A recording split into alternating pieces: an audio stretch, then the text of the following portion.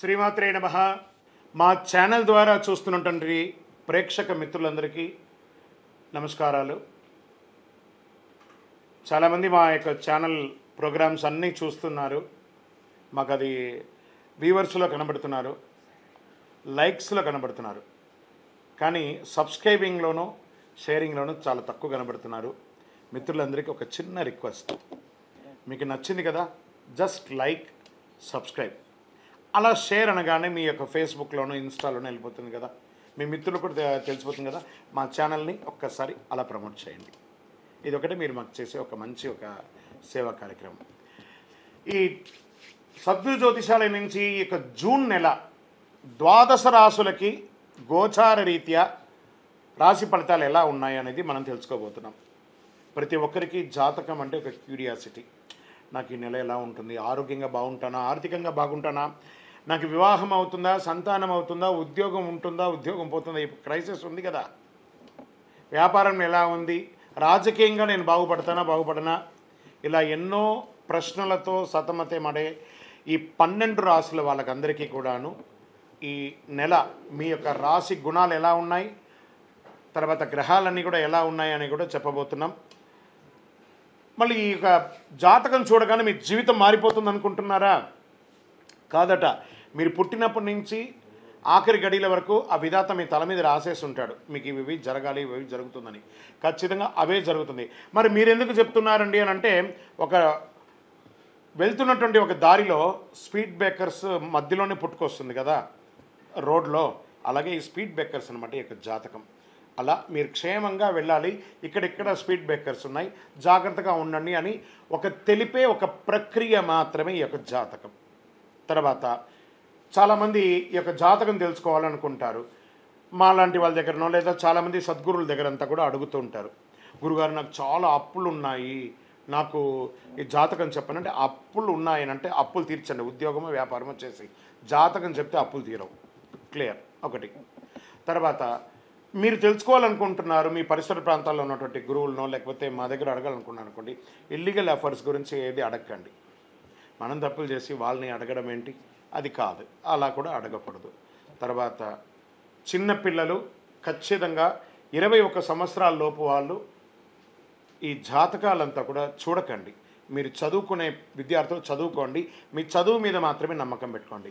మరియు ఇంకొక రిక్వెస్ట్, 60 నుండి 65 సంవత్సరాల పై చిలుకు వాళ్ళు దయచేసి జాతకం చూడక్కర్లేదు. ఎందుకంటే 60 సంవత్సరాల్లో మీరు 60 వసంతాలు చూసుంటారు, తెలుగు అన్ని రాసుల్ని మీరు చూసుంటారు. కాబట్టి మీరు దైవానికి సమానం, కాబట్టి మీరు జాతకం తెలుసుకోకర్లేదు. మీ ఆరోగ్యం పట్ల మాత్రం జాగ్రత్త చేసుకుంటాం.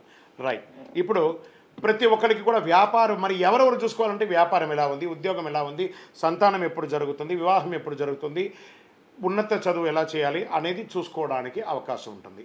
మరి ఆ గోచార రీత్యా 12 రాసులకి ఇప్పుడు మనం తెలుసుకోబోతున్నాం. జ్యోతిషాస్త్రరీత్యా ద్వాదశ రాసుల్లో 8వ రాశి అయినటువంటి వృశ్చిక రాశి మిత్రులారా, మీరు విశాఖ నక్షత్రం 4వ పాదం, అనురాధ నక్షత్రం 1, 2, 3, 4 పాదములు, జ్యేష్ఠ నక్షత్రం 1, 2, 3, 4 పాదములకు సంబంధించిన మీరు వృశ్చిక రాశి వారిగా పరిగణించబడుతున్నారు. ఈ నెల మీకు శుభాశుభ ఫలితాలు ఎలా ఉన్నాయి అంటే, అర్ధాష్టమ శని అయితే ఉంది, కానీ గురు భగవానుడు చాలా యోగంగా ఉన్నాడు జూన్ నెలలో. సూర్యుడు సప్తమ అష్టమ స్థానంలో ప్రతికూలంగా, కుజుడు షష్టమ స్థానంలో అనుకూలం, బుధుడు సప్తమ స్థానంలో అనుకూలం, గురుడు సప్తమ స్థానంలో అనుకూలం, శుక్రుడు అష్టమ స్థానంలో అనుకూలం, శనీశ్వరుడు అర్ధాష్టమ స్థానంలో ప్రతికూలం, రాహు పంచమ స్థానంలో ప్రతికూలం, కేతువు ఏకాదశ స్థానంలో అనుకూలం. అంటే మెజారిటీ ఆఫ్ గ్రహాలన్నీ యోగంగా ఉంది. ముందు ఇల్లు కట్టుకునే అవకాశం చూడండి, ఇల్లు, వాహనం, భూమి యోగం కలిసి వచ్చేస్తుంది. బంధువర్గాలతో మంచి సత్సంబంధాలు పెరుగుతుంది. వ్యాపారస్తులకి ఈ మాసం కొన్ని చిన్న చిన్న ఇబ్బందులతో సాగినప్పటికీ చాలా అద్భుతంగా ఉంటారు. Expansion of your business is good.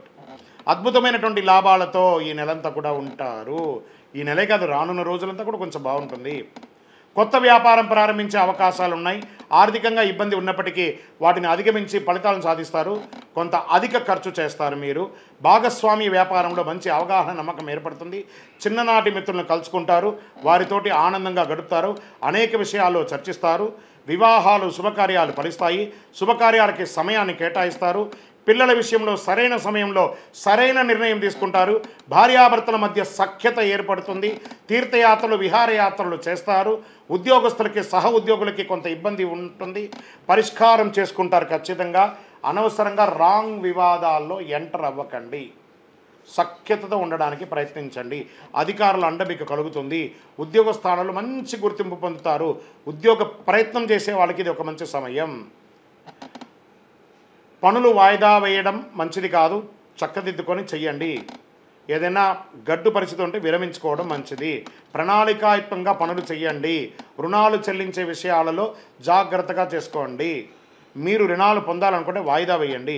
Sports వాళ్ళకి చాలా బాగుంటుందని చెప్పచ్చు. షేర్ మార్కెట్ వారికి చాలా బాగుంటుంది. స్పెక్యులేషన్ వారికి చాలా బాగుంటుంది.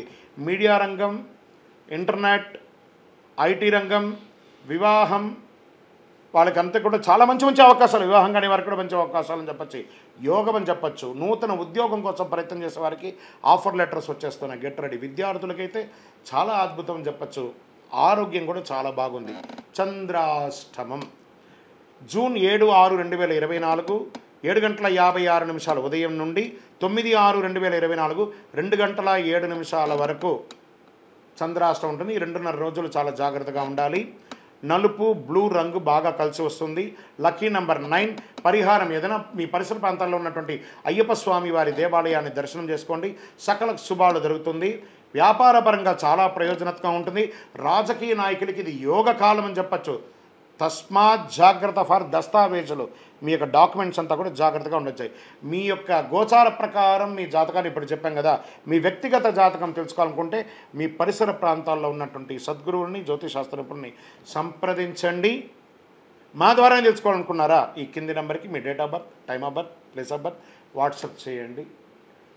పరిహారం మీ వయస్సు ఎంత ఉందో అన్ని దీపాలను మీ యొక్క కులదైవ ప్రార్థన చేయండి.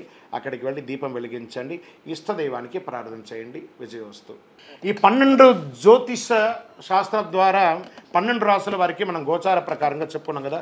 మీరందరూ కూడా ఆయురారోగ్య ఐశ్వర్య భోగభాగ్యాలతో ఉండాలని ఆ అఖిలాండ కోటి బ్రహ్మాండ నాయకుడు శ్రీ ధర్మశాస్త్ర అయ్యప్ప స్వామి వారిని ప్రార్థన చేస్తున్నాం.